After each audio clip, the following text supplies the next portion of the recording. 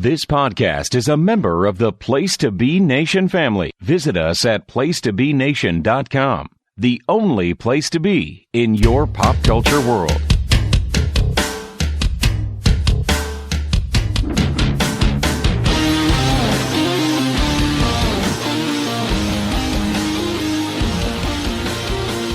PTB, Wrestling Network family.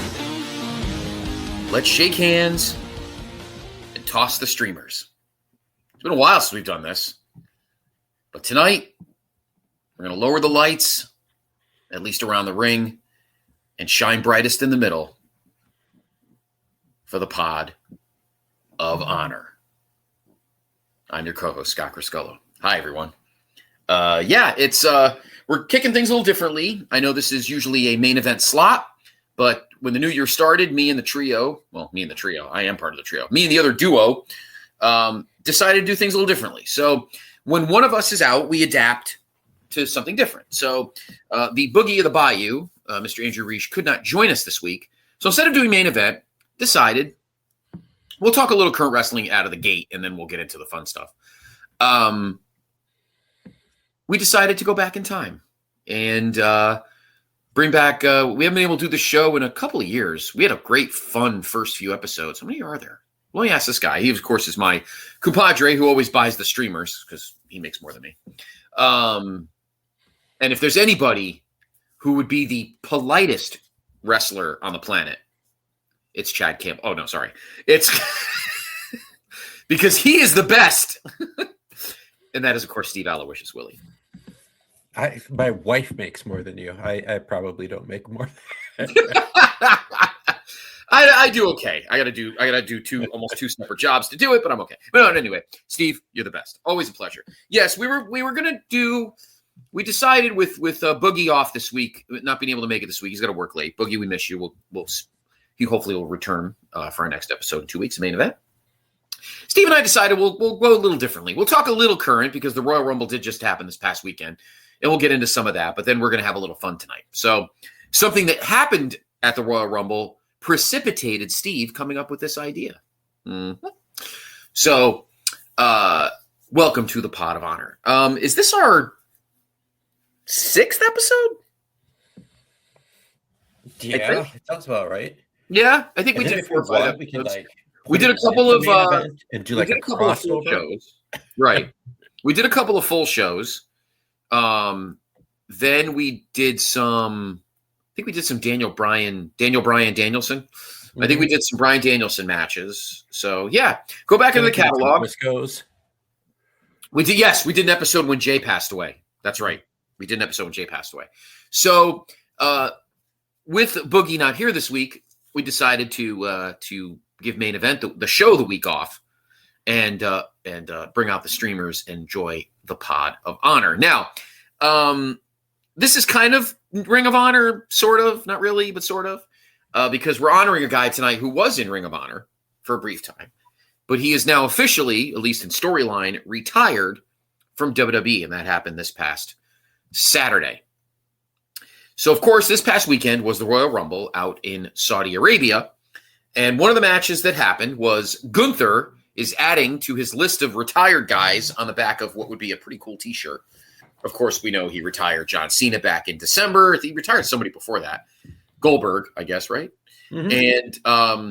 And of course, this past Saturday in Saudi Arabia, he retired AJ Styles from WWE. Some people think he could shirk the system and then he could do some matches in TNA. I don't know if that'll happen. But quick overall look at the show last week, this past week. That match was a banger. Drew McIntyre retained the undisputed title against Sami Zayn. There was another match. Oh, it's just 4 matches. And then the 2 Rumbles. The Women's Rumble was won by Liv Morgan, and the Men's Rumble was won by the Tribal Chief, Roman Reigns. Right now, it looks like it will definitely be Roman Reigns and CM Punk in Vegas on, I'm going to say that's probably going to be the Sunday match. Something tells me it's going to be the Sunday. It's going to end the whole weekend. Sunday night, April 19th at Allegiant between Roman and Punk. We'll talk more about that as we get closer. We still got 2.5 months to talk about it. Did you watch any of the shows? Yeah, I watched a lot of highlights and I watched some matches as well. Okay. What do you think overall? It was okay. It wasn't like absolutely incredible blow-away. I'd say it was like slightly above average. I have really high standards for the Royal Rumble. I agree. Pay-per-view. It's my favorite show. Yes, I agree. And I was already standards turned down a bit because of where it was, and and that whole bit. I mean, the guy we're going to talk about, AJ Aloysius Styles, is yes. That's what the A stands for. Aloysius John Styles. Yeah. Aloysius Juniper. Styles. Juniper. Yes. I mean, that was the match to watch. And we knew it was going to be the match to watch because AJ is not going to. He knows he's starting to, crumble a bit physically. Can't do what he used to be able to do, but he still wanted to go out at a highest level that he could. Yeah, and Gunther's the greatest. So you knew right away that this was going to be a match for the ages. And then that was the match to draw people in. And then, of course, the Royal Rumble. Right. It is the Royal Rumble. Those are I was a little bummed about. I'd say like the good, like in the men's Royal Rumble, I really enjoyed the focus on Obafemi because, like, me too. I've talked before. I'm not too familiar with the NXT guys, but I'm just going to be back to my page real quick that I had up with all the eliminations and such. Yeah, like he eliminated everybody, right away off the top, and then had the the elimination from Brock Lesnar, which you would hope at some point this year will set that up. Yeah. So, I'm a big fan of using the Rumble to elevate people, and they need elevation of people because between people retiring and part-timers and just like the top of the card is getting pretty old. Yeah. Outside of Gunther, even Cody's, getting up there. Sure, yes. They need new stars that are at a top level. That I agree. Can sell tickets, and yes, I don't know if Braun Breaker is that guy. In my opinion, I think he's like up there, but I don't think he's going to be main eventing WrestleManias and be like the focus guy. So as many guys as you could raise up, that's what you use a Rumble for. And could Obafemi be that guy? Yeah, I think Obafemi's got a chance to be something big. I agree. Literally, he's gigantic. He is, and he's got a presence. And he's not like Omos, who always looked awkward and clumsy. Obafemi does not look awkward and clumsy. Yeah, I mean it's amazing how loaded he looked. And I definitely would love to see him and Brock. I mean, that'd be a fun meat slapper. Right. And that's a good match to kind of boost him. And, there is Elimination Chamber because obviously we need a main event. We need an opponent for Drew McIntyre in April in Vegas. So that'll be coming up at the end of this month in your backyard. Yeah, I believe. Yeah, it's in Chicago. Yeah. So that's at the United Center, right? They finally. Yeah, it's at the United Center. Yes, they finally decided to get out of the WCW really expired. So, but yeah, well, I thought it was a solid show. I watched some of the highlights on YouTube because I'm not breaking ESPN's 50 fucking level paywall. No, God no. I hope they get sued into oblivion. I'm not joking. I was talking to people because these last couple weeks, not breaking the fourth wall. Well, I always do. But of course, I work for CBS Sports and I've worked behind the scenes on the first two UFC shows, and the UFC people could not be more pleased with Paramount Plus. Nice. and how things are going there. I would not be surprised if within the next year WWE tells ESPN, you know what, here's your money back. Go fucking pound sand. Mm-hmm. Because vice versa, they're not happy with each other at all. No, and WWE's rep, which is already kind of shitty at the moment, is not getting much better because of this. You can't sue Disney, So WWE's eating all these class action lawsuits from people who are pissed off that ESPN kind of tried to mindfuck everybody on what to pay for the pay-per-view. So for all their pay-per-views, and ESPN's not happy because they're not getting the watches they want. You can't even watch the replays without having to pay extra. It's fucking ridiculous. It's ridiculous.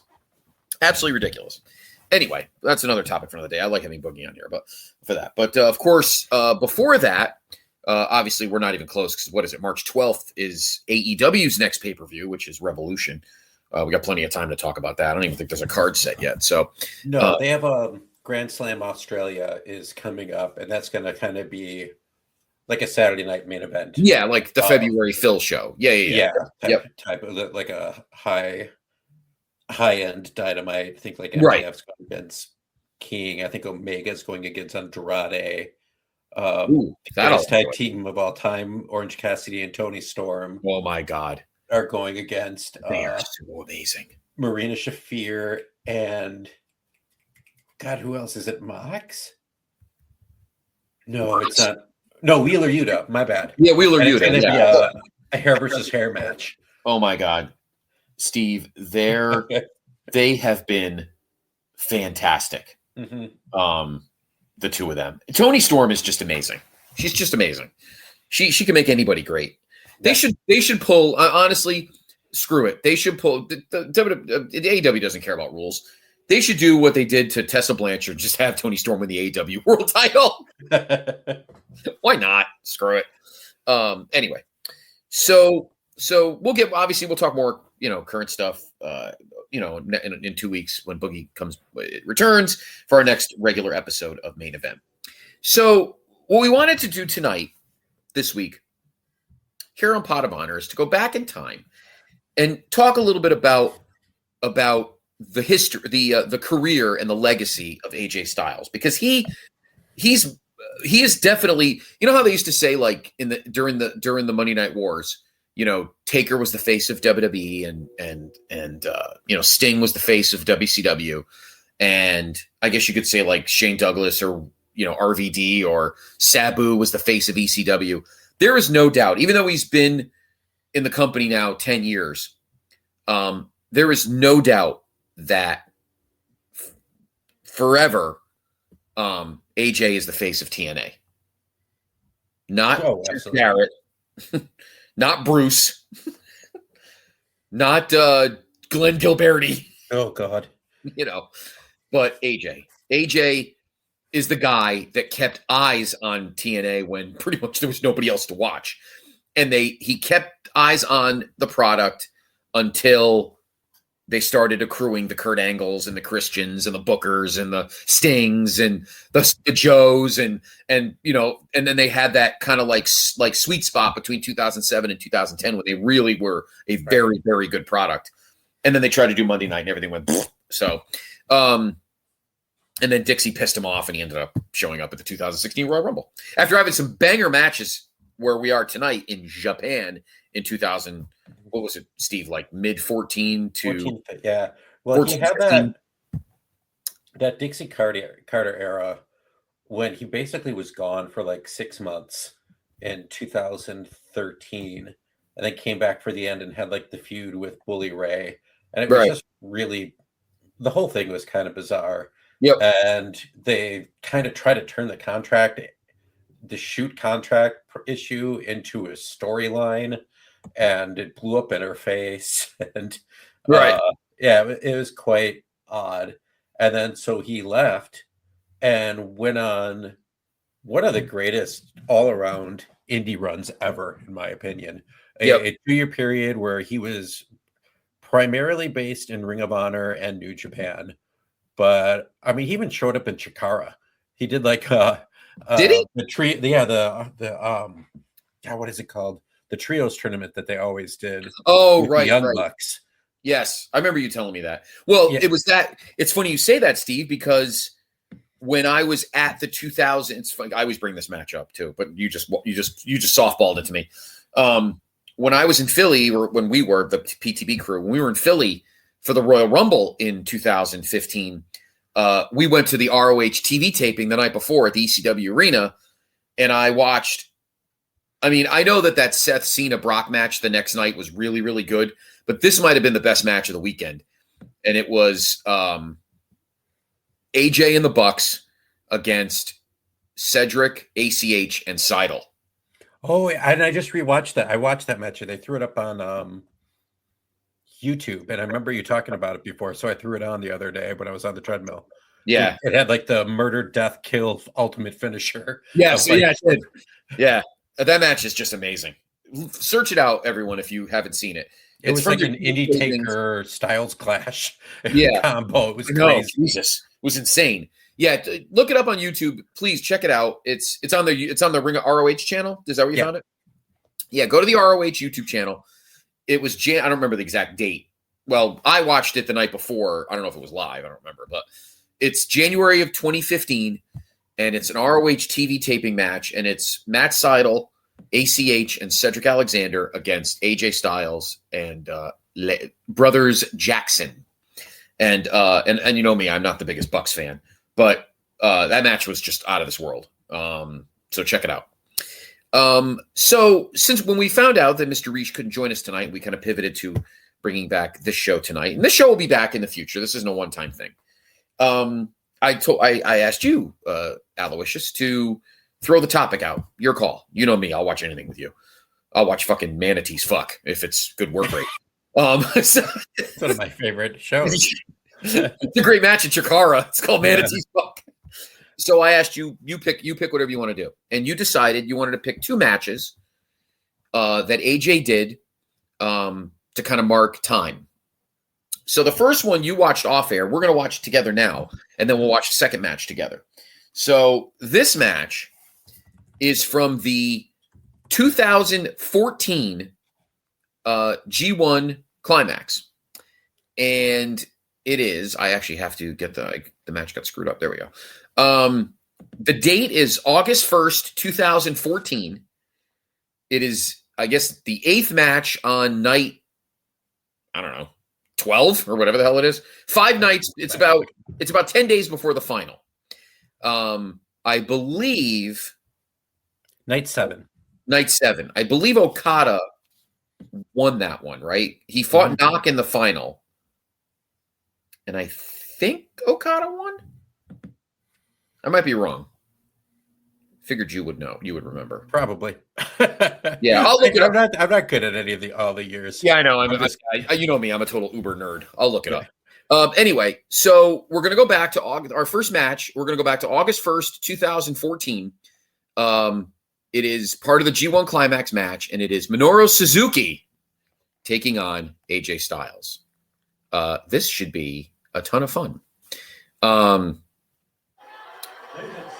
So there we go. Where do you have it started? If you have New Japan World, we'll let the open go for a bit while we're chatting. So, so this was at. Let me open up Wiki and do a little background. Yeah, this place is tiny. It's Korakuen Hall. It's like their famous arena that pretty much every place runs. Right. And there is the very rudimentary, right. So let me find. Yeah, there's 2015 at this show. You mean 14? Oh, this cage match is 15. Maybe they counted. Maybe there was someone else here that we didn't know about that was hiding, or maybe that was the WWE total. Oh, they raised it up by 1. Oh, well, okay. Well, wait, I'm looking at, so this is so I got the right match, right? Yeah, Suzuki AJ Styles. Okay. Here we go. 2014 to August 10th. Okay, here we go. All right. So Block A was, just to give you a little background, Block A was Knock, Tanahashi, Fale, Shibata, Shelton X Benjamin, and of course, at this moment, AJ is the New Japan champion. Mm-hmm. He's got the belt. Ugh, don't you miss that belt compared to whatever that weird wonky thing they got now? Yeah, I don't remember. I haven't seen Tsuji yet, but I think he was bringing this version back. Good, because this belt's awesome. Yeah. Ishii, Davey Boy Jr., so obviously David Smith, Kojima, Doc Gallows, Nagata, and Honma. That was Block A. Block B was Okada, AJ, Carl Anderson, Suzuki, Naito, Lance Archer, Takahashi, Tenzan, Yano, Toru Yano, Goto, and Maccabi. So, and the final, yes, Okada did win this one. He beat Knock in 23-18. I may want to watch that match. I'm assuming he used that title shot in 2015, I'm guessing. I guess what at what do you call it? Wrestle Kingdom? What number was that? Hold on 1 second. I can go back in. Wrestle Kingdom 9 was the one that would be in 2015. And let's see. January 4th, 2015. And let's see. I'm just jamming out to the Suzuki song. I do. Because they're not right. Tanahashi was the champion, and he actually successfully defended it against Okada. Okada did not win the belt that night. Tanahashi beat him in 30-57. I imagine that match is like 37 Dave Stars probably.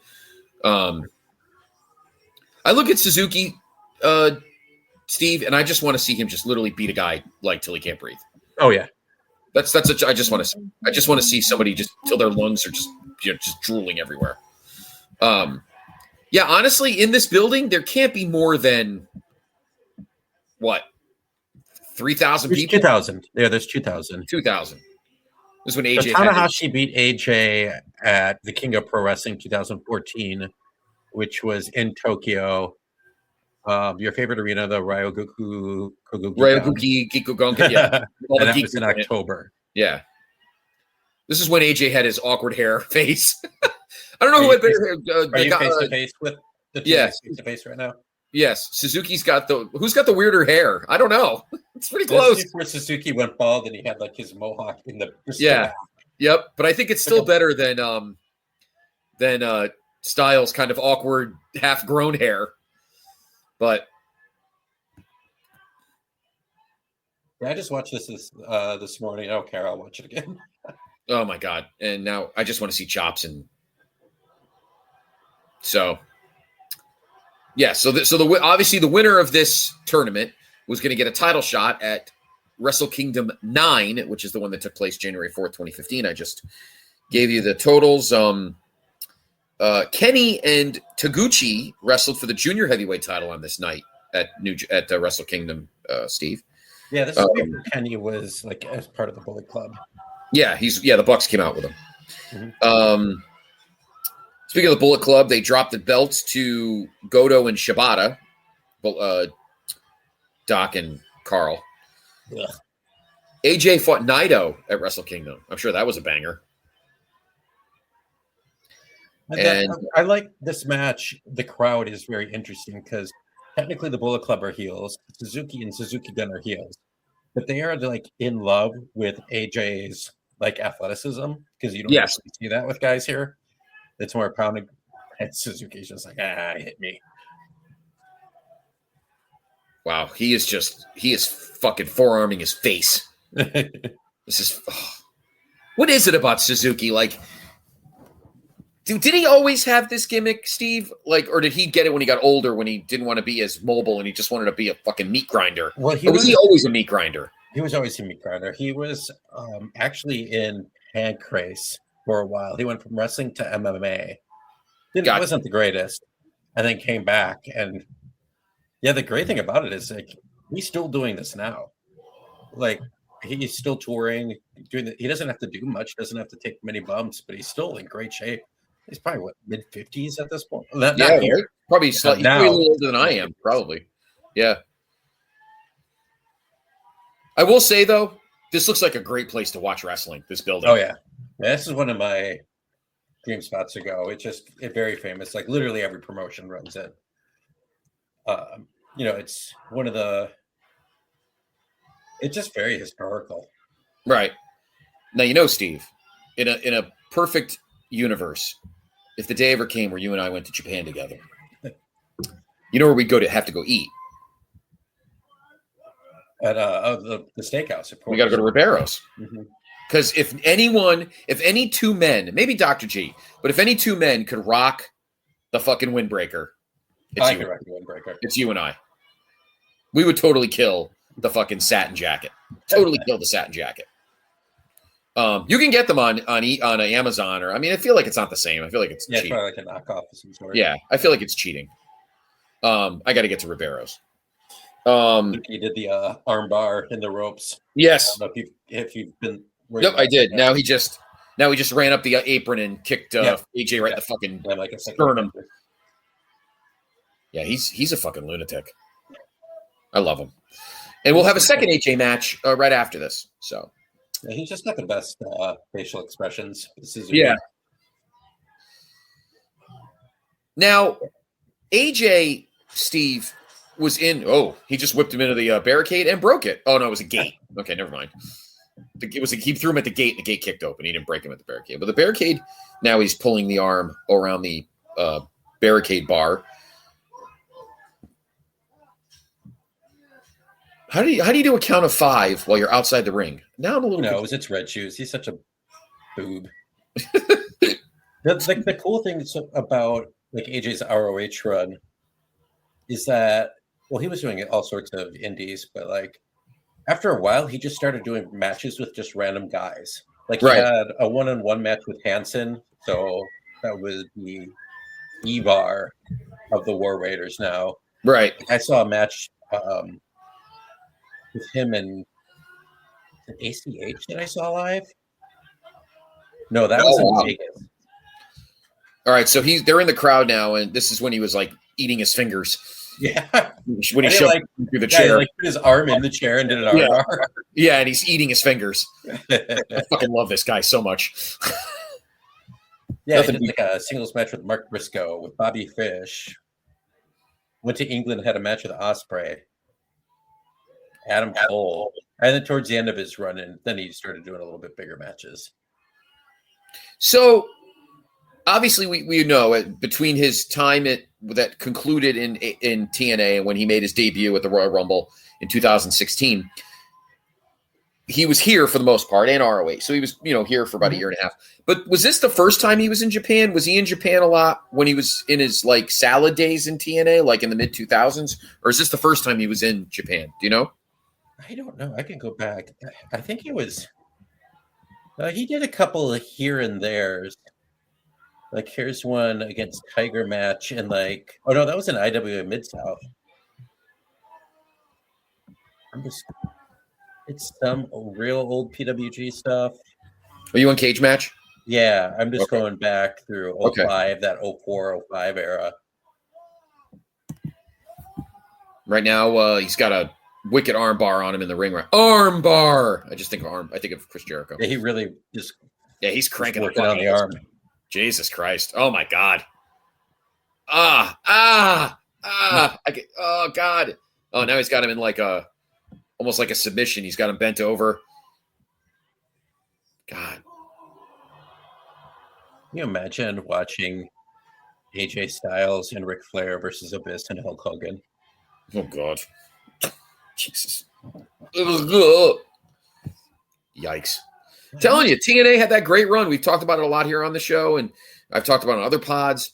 That 07 to 2010 run, the minute, they were okay the first couple of years. We've been watching, obviously 03, we're still in the fucking dread days. I feel like, Steve, if we just stay patient and get to 04 when the Fox Sports streak, when the Fox Sports run starts and they go to the 6 sides, and I think we'll be okay. I think it's even picking up now that we're watching. Yeah, I mean, eventually, like a lot of the crap, like a lot of the like dregs, like Lawler and all these guys, they eventually will disappear. Right. And fucking Eric Watts and all these other losers that we have to deal with in April of 2003. But there's no doubt that starting in late 06, when late 06 is when they got both. Oh, we just did a his Styles forearm jump thing. Now he's booting him in the corner. God, this match is fucking stiff. Yeah, you don't have to. Ain't no feigning in this match. Woo! No. Get out the mayonnaise. A lot of potatoes coming out. Right around late 06, when Kurt came in, and then he just smashed Red Shoes. And some dude came in with a hoodie that's beating the shit out of my. Oh, this is Taka Michinoku. Is that Taka? Yeah. Yeah, it does kind of look like he does look like fucking Kai and Tai right now. And now who are these fucking dudes? It's the it's Gallows and my favorites. It's your favorite tag team. Work rate studs right here. Mm-hmm. Now more guys are coming in. What's all these run-ins? Oh, is that Tagaloa and this is Lance Archer? That is Lance Archer. Okay. Smith Jr.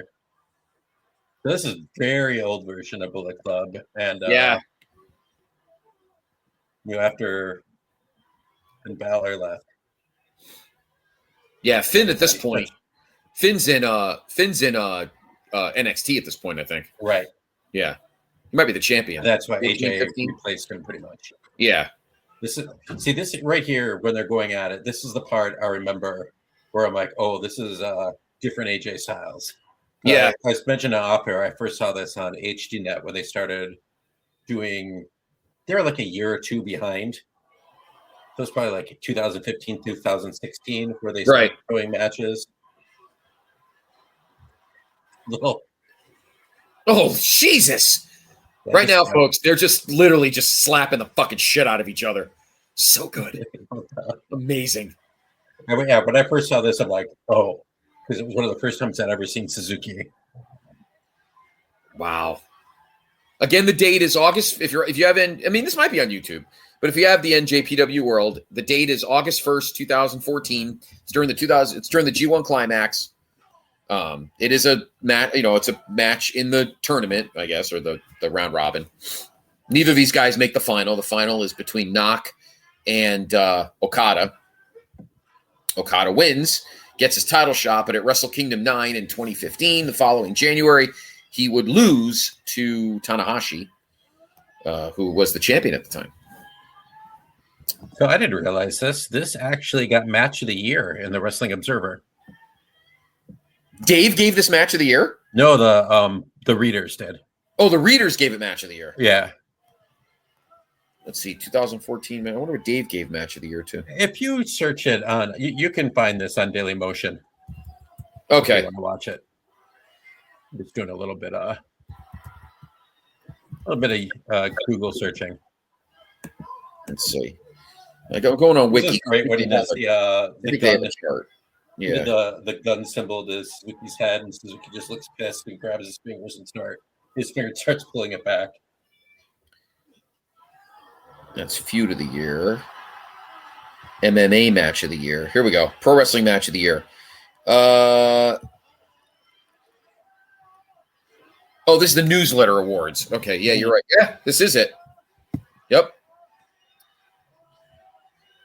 Suzuki blocked the phenomenal forearm. Yep. There's a weird rule in New Japan. I don't know if it's in the rest of the Japanese wrestling companies. You can move back, pull back multiple fingers, but you can't do one. And so this is behind the referee's back. He's pulling back on the one finger, which is the one he used to disrespect Suzuki. That's funny. PWI,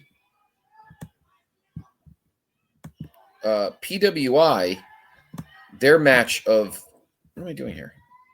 I don't know what I'm doing. Yeah, their match of the year. For 14. Yeah. Where's the PWI? Oh, yearly awards. Here we go. No, this is the top.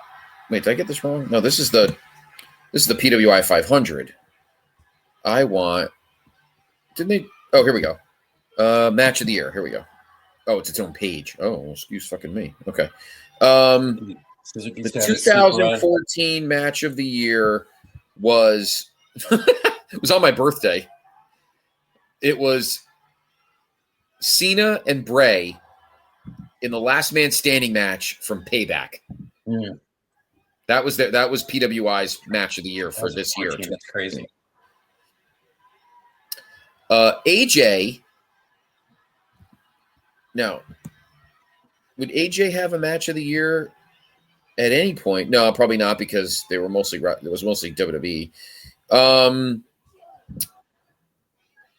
His first match of the year on PWI would be 2 years later, Cena and AJ at SummerSlam in Brooklyn. I was fortunate to be great. He gets out of the pile driver and tries to the clash. The Styles Clash. Into the ankle lock. Yeah, this match is great. This is going to be a great sequence here. He's got him in the ankle lock. What was AJ's match of the year? His first match of the year on PWI was 2 years after this. Him and John Cena at SummerSlam in Brooklyn, which, as I said, was that the one you came to see us? Mm-hmm. Yeah, we both saw that live. Yep.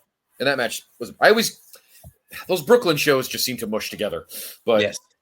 Yeah, that was great. That was during like Super Cena run. Yeah. When he was at the US belt and he was just trying to do a little bit more. But the highlight of that weekend, Steve, was having squares at Spumoni Gardens with you. Mm-hmm. That was the highlight of the weekend for me.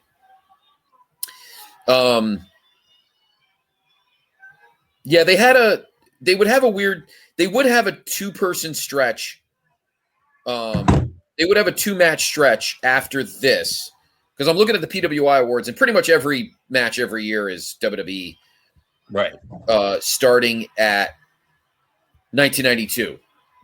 The match of the year in 91 was the Steiners against Sting and Luger. Man, he is bending his arm like fucking crazy. Now he's got him in an arm bar. Yeah, this is going to be pretty fun, this part here. Yeah. Yeah, they're just going back with ankle locks and then locks and arm bar. Yeah, it's crazy. They're just doing one submission back and forth. They're trying to find how to. Oh, got it. He hit the Styles Clash. A one-arm Styles Clash out of an arm bar. Jesus. So from 1992 to 2016, every PWI match of the year was a WWE match. And then the streak was broken at Wrestle Kingdom 11, which I believe was the first of the Kenny Okadas. January 4th, 2017. Then 2018, of course, was the one at Dominion. Right. Which is obviously Dave's, fucking. This is Dave's now fucking. They're just slapping the shit out of each other. Man. Now they're just slapping the shit out of each other. Oh my God. Just fucking slap each other. God, this is amazing. Oh my God. I would say, Steve, that this is not, I would say they're not holding back. No.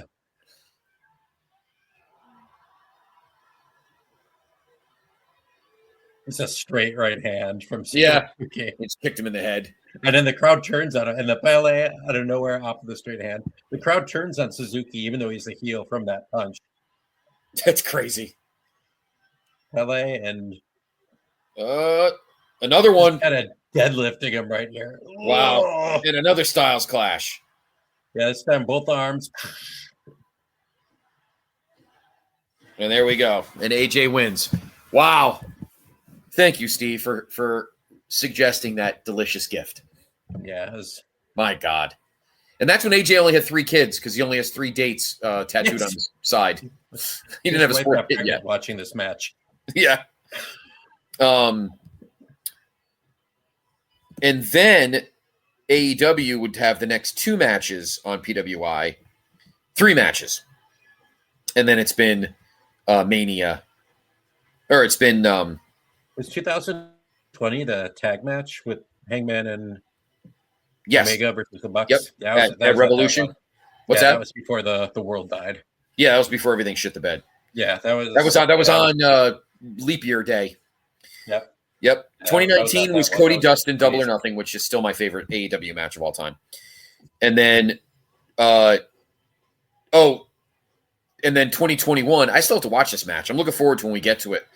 2021 was the Thunder Rosa Britt Baker when they bloodied the fucking shit out of each other. Yeah. All-time classic. Yeah, that's at St. Patrick's Day Slam in Jacksonville. And then the last 4 years, they've all been Manias. Or they've all been WWE. So Suzuki just threw a bottle of water. But my God, they just beat the fucking shit out of each other here. Folks, fans, that match was a banger. Find it. The 2014 G1 Climax. Yeah, if you just throw AJ Styles and Minoru Suzuki into Google, you can find the video. It's Holy fun because it's only like 15 minutes too. Like it's not your old are usually only it's not your typical 58-minute right Triple H Shawn Wankfest. No, it's not one of those. It's not one of those. Oh God, I love that. I love that New Japan belt, Steve. I love that belt. I bet the G1 wasn't as many days because the whole card would be G1 matches. They wouldn't have exactly a million tags on it. Right. All right. So, so that match is amazing. So check it out. Again, the date's August 1st, 2014, and just put AJ Suzuki, and you won't be disappointed. So, what was the second match that you wanted to? Now part of me actually wants to watch the other match that I thought of first. The first match I thought of originally was when AJ's first match in New Japan when he defeated Okada for the title. But then I saw this one from Dominion that had a ridiculously high rating, which I'm sure I've seen, but I just don't remember it. Okay. So should we do which one do you want to do? Whatever's good. You know what? If that one's ridiculousness, then I will take ridiculousness. So, all right. So that is Dominion 2015. If you just put AJ Okada into search, it's or 7/5/2015 or Dominion 2015. AJ space. Plus, if the match has my guy in it, then you're not going to right. And then I picked Okada on purpose. Yeah, then you're not going to get an argument out of me. All right. So what was the date? 7/5/2015. It was Dominion 2015. So basically, SummerSlam. Of course, none of these have fucking dates.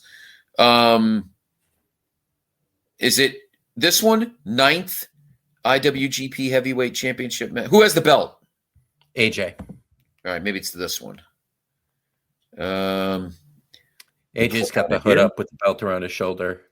Here it is. 7/5. Yep. Dominion at Osaka Joe Hall, 2015.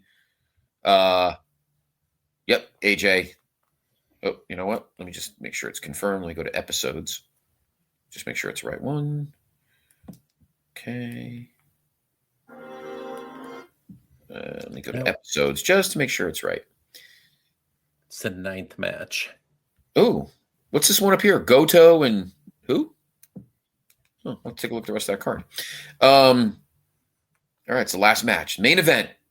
So we're going back to Dominion 2015 as AJ Styles defends the IWGP Heavyweight Championship against, and the clip is 56 minutes? Yeah. I would hop to 3 minutes, 20 seconds. Okay. Well, I'm looking at I do want to watch the open with all the guys on the thing. Oh, okay. I do hear that. Okay. Yeah. It's making me, it gives me a smile. Yeah. I got that. God, that thing is so cool. Yeah. They're starting to redo this. They're doing Brock. Yeah. Because Tsuji wanted to bring back the original lineage to that title. Right. So this match is from Dominion 2015, Osaka Joe Hall. This is 2025. No, it's the wrong one. No, I want Dominion. Oh, it's going to be the Japanese commentary. We do. Who is it most likely then? I can. Milano Collection AT is a color commentator. Kazuo Yamazaki. Oh no, Milano's not there yet. Koichi Shibata. I don't really know the announcers' names. I usually listen to English because I'm lazy. Gotcha. All right. I got Okada coming down the aisle right now with the cash. Yeah. So this show is July 5th, 2015. Okada, of course. Another reason why I love Okada because he's pretty much Japanese flair because his robes are fucking amazing. And he does have one of the coolest t-shirts on Pro Wrestling Tees. The one that says Rainmaker. It's pretty badass. So the date on this match is July 5th, 2015. The main event, and it is AJ Styles defending the New Japan or the IWGP Heavyweight title against AJ. Honestly, the match isn't that long. The match is 26-16. So just the clip is 56 minutes.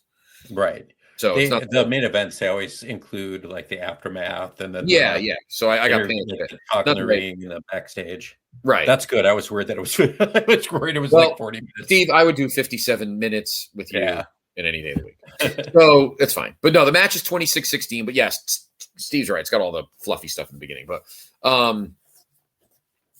it's one of my favorite Okada looks too, with the multicolored biker shorts. Yeah, I agree. This is where's the show? Osaka Joe Hall. This is Osaka Joe Hall. This is basically their SummerSlam. Right. Look, there's got 11,400 people approximately. So the rest of this card, if anybody's interested, the pre-show was what a shock, a 10-man tag. It's Manabu. Steve loves when I do this. You set me up for this, don't you? Manabu Nakanishi. Actually, I can get most of these. Mascara Dorada. Ryusuke AEW and CMLL right now. Right. The former Grand Metalik in WWE. Grand Metalik, as what's his name used to say. Metalik. Ryusuke Taguchi, Sho Tanaka, and Yuji Nagata against Hiroyoshi Tenzan, Liger, Kojima, Tiger Mask, and Komatsu. Oh, Liger. Ooh. Did AJ Liger ever wrestle? Yeah, I'm sure they did. At some point. They would have had to. Yeah. Oh, man. How cool would that be? So amazing. Three-way tag for the junior tag titles. The Bucks, Red Dragon, and Roppongi Vice. Beretta and Rocky Romero. The Bucks won. Naito and Honma against Fale and Takahashi in a tag. Shibata and Sakuraba in the singles. Kushida beat Kenny for the junior heavyweight title. Maccabi defended the never open weight against Ishii and kept it. Bullet Club beat the Kingdom for the tag title. Tanahashi beat Yano in a singles match. Goto beat Knock to keep the IC belt, and then this match. Of course, all the Bullet Club guys are there. There looks like they had a match in England of all places. Who? AJ and Liger and AJ. Really?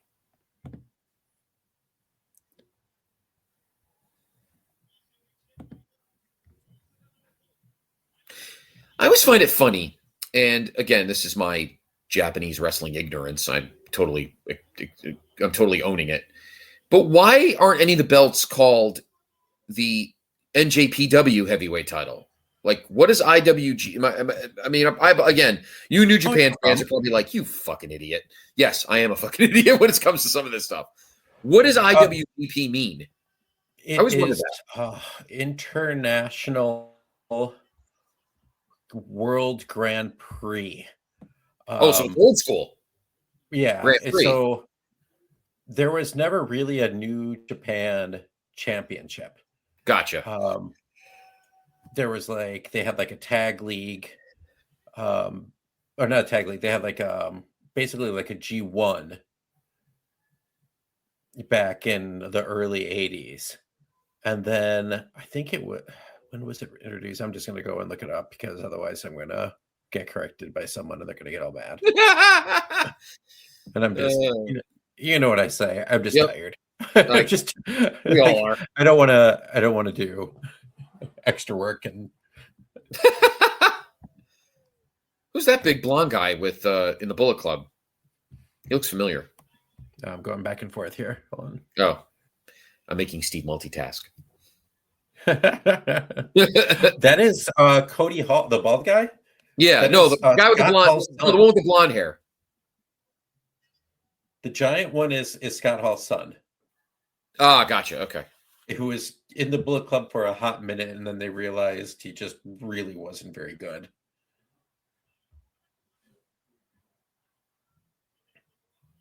Yeah, this was a really. I mean, they had the Bucks there, but then you had the Good Brothers. Right. The blonde-haired woman is Luke Gallows' wife, Amber O'Neill, I think her name is. Yeah, it is Amber O'Neill. Yeah, that's Cody Hall.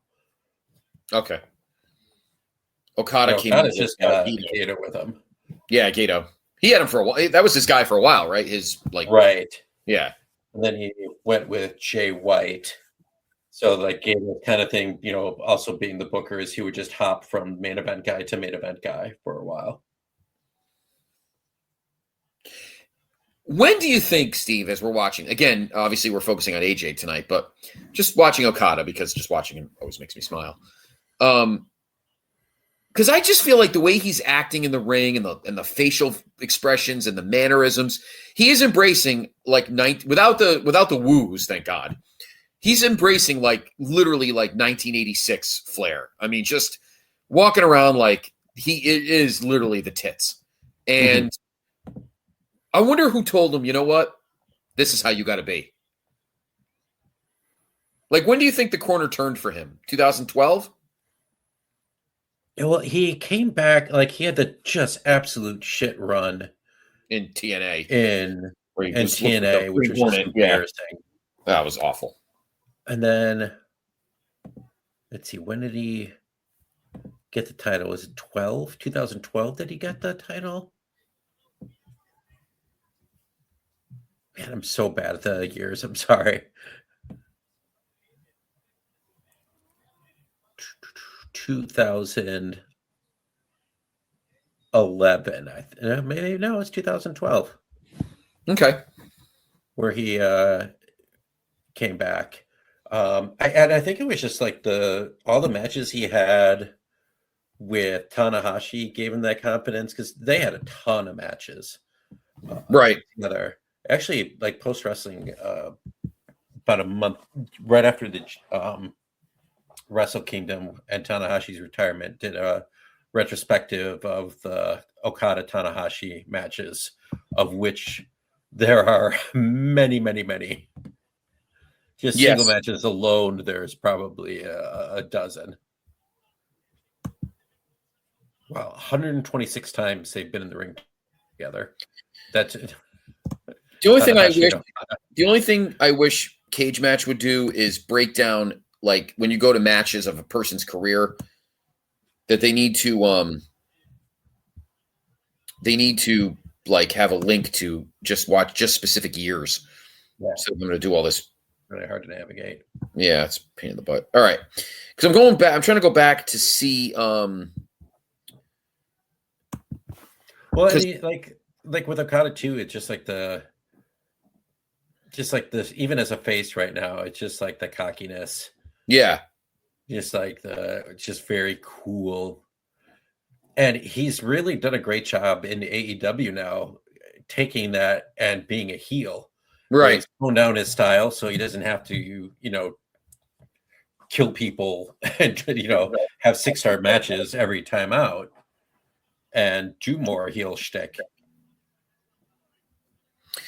Right. No, absolutely. And he cruised with it. He just cruised with it. So I'm looking back. So this is July 5th. AJ selling a back body drop that shot him in the air like he's dead. Yeah. Ooh, nice boot to the face. So he loses here. Then I'm just looking at other matches. He wrestles. He goes into the G1. He gets to the G1, and he wrestles through July into August. He does go to RPW, Rev Pro, on August 28th, because I think he's champion. he beats Mark Haskins in Portsmouth. No, I've always been a big Mark Haskins guy. Yeah. He got screwed by the pandemic. Yeah, he did. Then he was WXW Unified World Wrestling title. Karsten Beck defeats AJ and John Klinger. To win. I like him and MASH. And who? Klinger. I liked him on MASH. And in Cannonball Run. Yes. Then he wrestled the King of Trios in September. Yeah, he's just goes everywhere at this point. Triple H, Jesus, he did go everywhere. Holy shit. ROH World Title #1 contender match. He beat Cole, Elgin, and Roddy. And then he had a 3-way the next in September. Wrestled Chaos. He wrestled back in Japan, back in Rev Pro, WXW. Jesus, he was getting his mileage, huh? Germany, Japan. Yeah, Jesus. Again. He was in EPW. I don't even know what that is. It's Italian. Oh, geez. He wrestled Daniels in a 2 out of 3 falls. In Italy. Jesus Christ. He wrestled Daniels in it. I'm sure that match is probably 4.5. Then continue the New Japan stuff. ROH, Tag League. Yeah, back and forth between ROH. Yep. This comes for, I'm assuming that's Final Battle against Jay Lethal. Yeah. Jets back to England for 2 more matches. Yeah. Then he wrestles 2CW in Syracuse. Then IWGP Intercontinental title. He defeats Knock at Wrestle Kingdom for the IC belt. He was the challenger. And into 2016 in January's Bullet Club, WrestleMerica Styles Clash in Barnesville, Georgia. What's that, his promotion? That must be something, because that was like his start of AEW, right? Yeah. Or not AEW, WWE. Yeah. This is the beginning of January. Then he wrestles 5-star. He wrestles John Morrison. Then he faces Ray at a 5-star UK tour. Then he faces Lethal. Then January 16th, 2016, Rev Pro, he wrestles your boy, he was the Rev Pro champion, dropped the belt to your boy. Yeah. ZSJ. And then 8 days later, January 24th, is when he debuts at the Royal Rumble in Orlando. So yeah, I was just curious to see what he did between this match and the Royal Rumble. And he pretty much wrestled everywhere but Guam. Yeah. I see all the Bullet Club. Yep. Kicking AJ. Come on, Red Shoe. Red Shoe's literally the worst referee. I didn't see anything. There's 12 guys. I was thinking the same thing. Oh, Jesus. This is funny. So we will have a future. We will obviously bring back Pod of here on the Pod of Honor from time to time. But this was a great idea, Steve. I think, obviously timing was right with AJ, quote unquote, retired on Saturday. He might do. He just did an interview and he said, you never say never. He might, everyone comes out of retirement once. So right. Probably if, maybe one match. He also teased a couple matches in TNA. He teased a match with Leon Slater. And he teased a match with Santana when he showed up there, kind of eyeing up the title. Somebody said, let me hold that thought for a minute. Somebody said that I mean, they won't do it now because they don't have that relationship anymore, but somebody said that AJ should wrestle Santana at WrestleMania. That doesn't make any sense. No. No one will even know who Santana is. Yeah, no, it's not going to happen. It may be at NXT, that would be a thing, but no, I don't. And he's not going to come back in 2 months. No. Beautiful AJ dropkick. Yes. So in and about, I should put my hair out like this. As I'm still on a cage match here. So even in the midst in January, February of 2016, when he started in WWE, he still wrestled one GPW event. He beat Corey Hollis on February 5th. And the next night he flew out to do a house show in San Jose and he beat The Miz. Literally the next day. So Red Shoes finally throwing out the entire Bullet Club.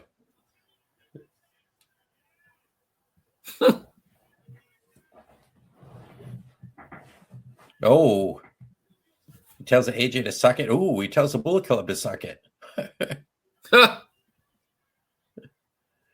Nick Jackson selling it like he's. I love that they look like they literally look like midget wrestlers. Yeah, compared to like. I think Scott Hall's son is literally 7 feet tall. That's fucking crazy. Yeah, he's a house, huh? Mm-hmm. AJ, when he debuted at the Royal Rumble, one of my favorite Royal Rumble moments ever. Yeah, in fact, I bought his shirt the next day. Yeah, with the shirt the next day. The song, the Shadow. Yep, the Shadow with the song lyrics. I bought it the next day. Yeah, it was cool. And it was like people pretty much knew that it was going to happen. But it was kind of like when Punk debuted in AEW at the United Center, right? Everyone knew it was going to happen. Right. Everyone was ready. And it was still a huge moment. AJ, pretty much people knew it was going to happen. But when that music hit, and it just Bucktooth Fuckface ruined it. 15-20 seconds before he came out. Yeah. The place just exploded. But of course, stupid Bucktooth Fuckface ruined it because he had to keep his face on his boyfriend Roman Reigns. Mm-hmm. So he almost blew the moment because he, sucks at life. He's too busy, making side money. Yeah, speaking of that, I know he's not around anymore, but no, he's not. We talked at the start of the show, the Royal Rumble. Didn't they they missed Lesnar getting thrown out? It was just kind of during an entrance. Yeah. And you know what I'm noticing too? It's funny you bring that up, Steve, because while we're watching them just hitting each other in the face with their feet, Dr. G and I were talking about this over the weekend. WWE has just gotten very sloppy. Like, this is one thing, say what you want about him, but this is one thing that Vince always was on top of. Cameras looked good, even with Bucktooth Fuckface. Cameras looked good. Graphics were always right. Dates were always right. There were, names spelled wrong. Words were spelled wrong on their little fucking ticker thing. I watched that and I go, they were always the best at production and pre-tape, production pieces and everything. They were the best at that. And they are awful now. Oh, I did see a still photo from the crowd it was a video during the Men's Royal Rumble where it said, the 30th entrant had come out and then they're wrestling in the ring on the Chiron. It said next entrant number 31. And so some people actually thought there was going to be an extra person. I didn't see that. But I saw that there was next, I think entrant was spelled wrong. I think it was entrut without the N. I'm like, God. So, and then the worst one, oh my God. I felt so bad because my friend Tiffany, the one that works there, I felt so bad because I almost lost it on her. I was watching they were showing a clip on a pre-show of something, and they had WrestleMania, and it had to do with Warrior Hogan or title matches at Mania, something like that. Anyway, it was a preview, it was a promo package, and they had a clip of Hogan Warrior from WrestleMania 6. It said WrestleMania 6, April 7th, 1990. Oh, geez, he actually. Yeah, his head. Wow, he just did he bent his head very crooked. Yeah, he did the moonsault into the DDT, and he hit him. Oh, and they're even doing a replay. Without stopping, Yeah. So many times historically, he would do that move, and he would just kind of stop for a while, and then do the reverse DDT. But there's just Oh, nice drop kick. And I texted my friend Tiffany and I said, Tiff, I'm texting you a picture. I am losing my shit right now. She knows I'm so OCD about that kind of stuff. I said, April 7th? Really? I know none of you were born, but for Christ's sakes, can you get your fucking WrestleMania dates right? I was like, I felt bad. I bought her dinner, but it wasn't her fault. I love her to death. And I always vent to her. And she's like, and she knows, like she says, my friend, and she'll say that, my friend Scott's pissed. Somebody blew this. She always says that. And you don't want to make him mad. It's pretty funny. Oh shit. He just did the forearm. Okada's laying around on the stairs. They're both down. Well, that place is very clean. Yeah, that drop kick he threw, they even showed it a couple of times. Right in the chest.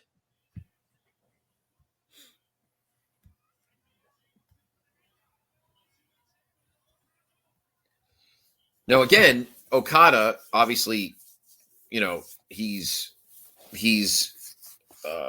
holding himself for what I'm thinking of. What's what I'm thinking of? Not holding himself. He's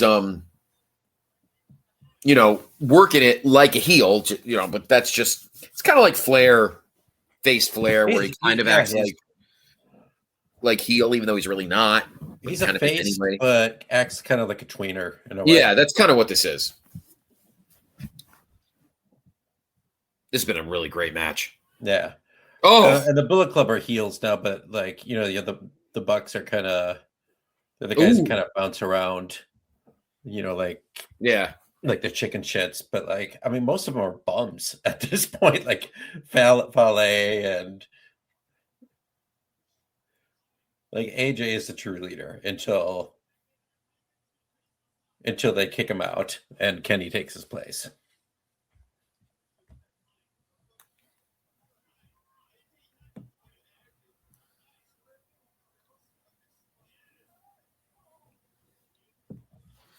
Well, I will say this, Steve. When Okada retires, whenever that is, right here, either on Main Event, if we have Reach, or if it's just you and I on a special episode of Pod of Honor, I want us to do all three. That'd be fun. Okada Kenny matches. I don't care how long the episode is. I don't care if the episode's fucking 5 hours long. I don't care. We're doing all three of them. Oof, he kicked him right in the nards. I don't think he meant to, but shit. Nice elbow.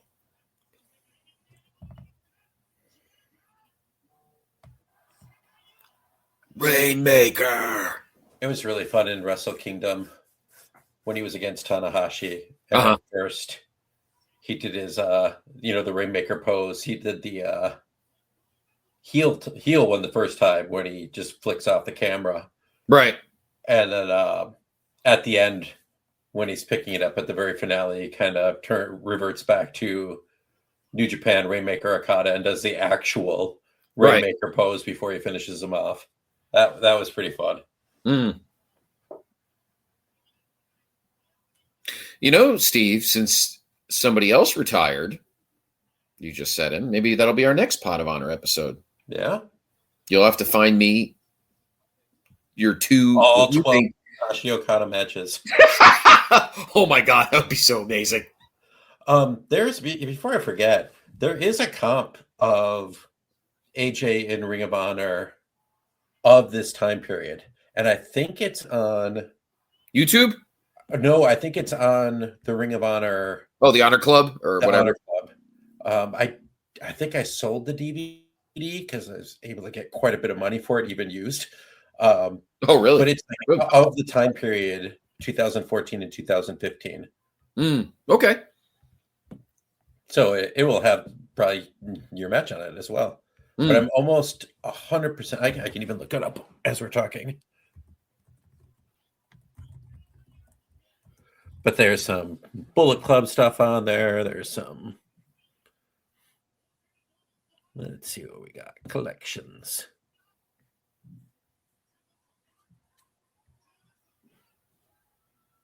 I think AEW should hire me to just redo this frickin' thing. Please do. I don't like it either. I think they should all. I gotta say, whoever redid TNA, amen to that, because the TNA Plus is 3,000 times. If it was the WWE guy, get that guy to do all the others, because TNA Plus is 1,000 times better than it used to be. 1,000 times better. Now they're just throwing forearm bombs at each other.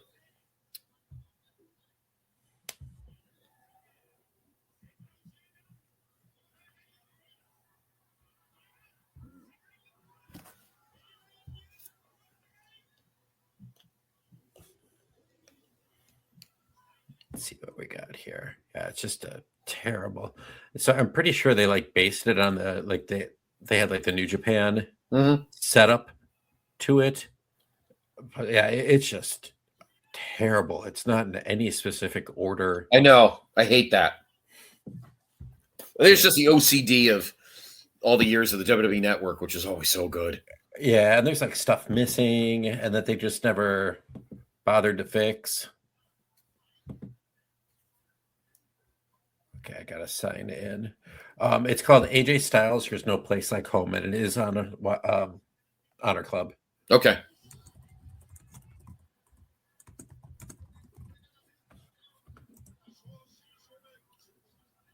Yeah, that 6-man tag is really good. It might be, looking back all the years that I've ever been to any to live wrestling shows, that's got to be like top 3 live wrestling match I've ever seen.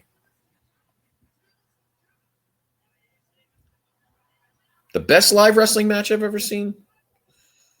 Oh boy. Oh boy. Nice pile driver.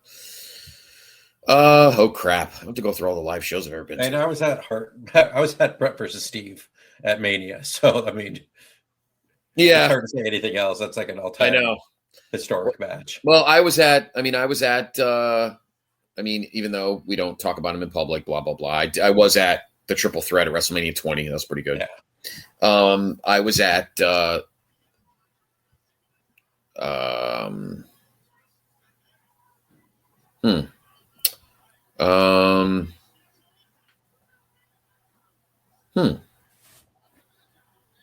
Oh, I just had it in my head. Well, I was at back-to-back. I know what match I was at live, which is pretty great. Probably Johnny and Andrade. Oh yeah, I was trying to think that you were probably at one of the big NXT ones. Yeah, Johnny and Andrade at Takeover Philly. Oof. And I was at both back-to-back. I was at Johnny and Cole at Takeover New York, WrestleMania weekend, or Takeover Brooklyn, whatever it was.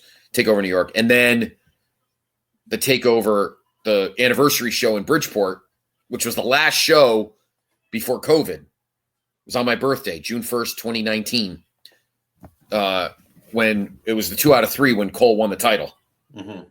So those 2 matches are pretty good. But I would have to say, thinking about it, I may have to keep thinking, but Jesus. Probably, oh my God. It took him from fucking Jesus. Like an airplane spin position while on the second rope and dropped him right in the He dropped him right out of the foot. I don't know what he was. I don't know. He did like a fucking. I think that's what he was trying to do. Thank God he didn't drop him on the floor. He smacked. Well, at least he took a hip shot on the fucking apron. Yeah, I mean, you were at Brett Steve. I mean, it's pretty hard to cover that. Yeah, to be honest. I was at that tag at AEW that we talked about earlier. Yep. Yeah, I would have to say probably Andrade and Johnny at TakeOver Philly in 2018. That was amazing.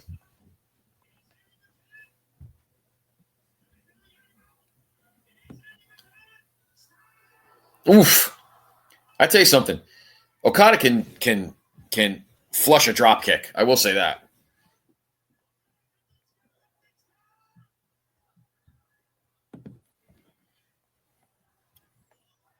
It's an overcast night in Osaka. Just an outdoor shot. Oh, they actually have there's nameplates on the IWGP belts. I never saw that. Well, it's because they're tiny, but there is a little AJ Styles nameplate on the IWGP World Heavyweight Championship.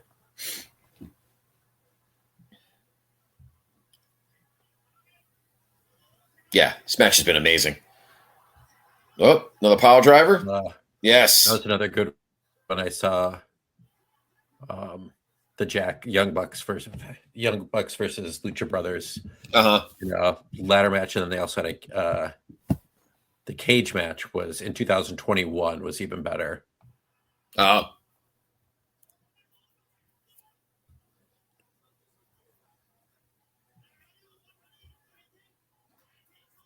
He has not been able to get Dave Meltzer's world. I saw the second and fourth highest rated AEW matches of all time live. There you go. His highest rated was Danielson versus Ospreay at Dynasty 2024. And that was incredible.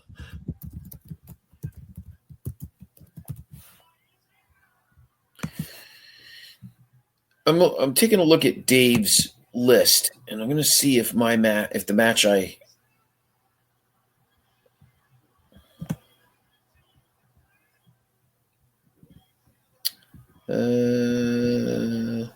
yes, he gave that match 5 stars. Andrade and Johnny at Takeover Philly, and he gave. Well, the 2 out of 3 Okada Omega match is his best match of all time. Yeah, the 7. He gave Johnny and Cole at Takeover New York Mania weekend. He gave that 5.5. Mm-hmm. Oh, did he just hit the? He did. Hit the Rainmaker. And Okada is your new IW. Yeah, he went for just rewind. He went for the Styles Clash. Couldn't get it. Got kicked in the knee. Double arm DDT, but he need him. Ducks under. Gets behind him. AJ tries to elbow out, and he just catches him. Backslide, holds onto the arm, Rainmaker. And this is when you could not kick out of the Rainmaker. Oh, German suplex. What the heck? Oh, my God. This finish is incredible. I was like looking up this stuff. Oh, man. Yeah. Got him in the Rainmaker, lifted up for a second. AJ ducked underneath. But Okada ducked underneath again, gave him a German suplex, lifted him up, and hit him with the second Rainmaker. And this is when you just did not kick out of the Rainmaker. Yeah.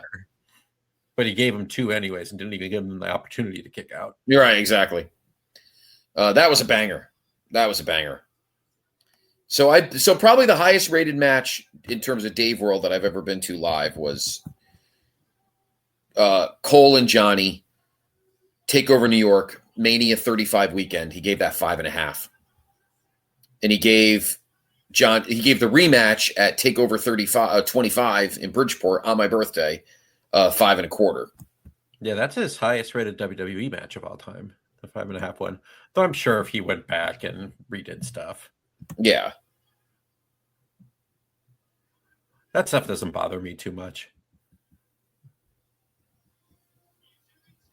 Yep. June 9th, it's had a 5-star scale. Like, it's just too small for the amount of. June 9th, 2018. That's the one.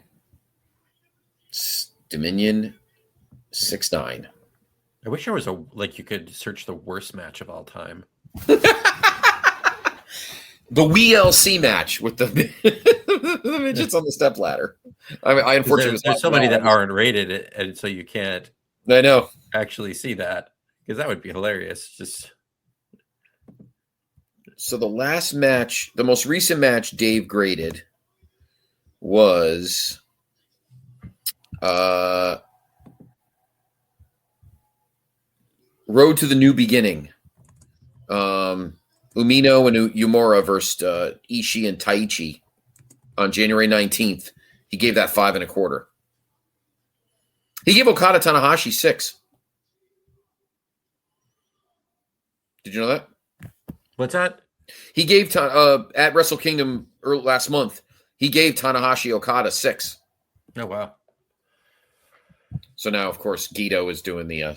We don't have to go any further with this. So they're doing the celebration, and Okada won, and that was awesome. Well, Steve, those were 2 exceptional match choices. Once again, just to recap, it was AJ against Suzuki at the 2014 G1 Climax on August 1st, 2014, and then our second match from Dominion in 2015 on July 5th. It was AJ and Okada for the IWGP Heavyweight title when AJ dropped the belt. Something tells me that he knew then that he was going to WWE. Probably. I mean, I feel like that's why he dropped the belt. belt. Has 1-year contracts, which is why they have so much trouble losing people at this time of year. It's a little dangerous. Yeah, I know. I don't know why they do that. But it's 2 years to the day when he debuts at Rumble from when he left TNA. Right. Kind of that January to January. So he probably signed like 2 1-year deals with Ring of Honor and 2 1-year deals with New Japan. Right. So I think he knew even here because he's doing a lot of jobbing. That's what I was looking up. And then he was bouncing all these promotions. And then, of course, he would debut at the 2016 Royal Rumble, where he would literally wrestle for the company for exactly 10 years. And, of course, his career would end at the 2026 Royal Rumble when he would lose this past Saturday to Gunta. Well, we hope you enjoyed this alternate episode of Not the Main Event. Thank you for joining us on the Pod of Honor. We will do this again down the line because Steve and I have so much fun watching these amazing matches of all the great wrestlers that have ever wrestled through. We kind of, even though it's Pod of Honor, we talk ROH. I feel like, Steve, we slip a little New Japan in there. I feel like they go hand in hand. You know what I mean? Yeah. So we'll always slip a little New Japan in there as well for this episode. So, Steve, always a pleasure. We'll be back, Steve and I, in 2 weeks, hopefully with the Boogie of the Bayou, Andrew Reich, for our next episode of Place Me Nation's Main Event. We'll continue talking about, I think our next episode, I don't think it's the weekend before Elimination Chamber. I think it's 2 weeks before. But we'll keep talking about the builds to all the shows coming up in TNA and et cetera. And our main event archive will be the October 30th, 2019, right? Yes. Yes. Yeah. October 30th, 2019 episode of AEW Dynamite will be our next main event archive episode. Steve, always a pleasure. And we will clean up the streamers and we'll shake hands with you and see you soon on the Pod of Honor.